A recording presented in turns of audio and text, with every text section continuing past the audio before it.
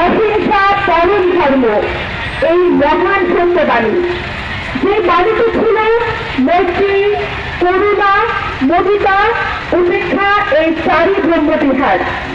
যে বাণীর দ্বারা যুদ্ধ বিগ্রহ, দ্বন্দ্ব সংঘাত, হানাহানি, জাতিভেদ, বর্ণভেদ, শোষণ নীতিরা নিরসনে সকল দেশে দেশে, জাতিতে জাতিতে, বর্ণে বর্ণে, মৈত্রীর বন্ধনে আবদ্ধ হয়ে সুন্দর ও সুস্থ জীবনযাপনে মানুষ সমর্থ হয়।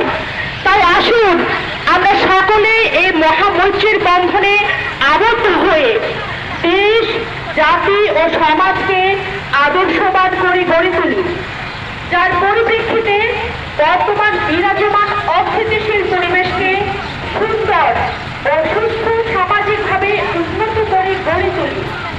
ছাত্রছাত্রী সংখ্যা, কুসংস্কার, অনৈতিক আচরণাদি ভুলে গিয়ে এবং দুর্বিসহ জনগণের বিলোপে ধর্মীয়ভাবে সুস্থ সমাজ ব্যবস্থা গড়ে তুলি।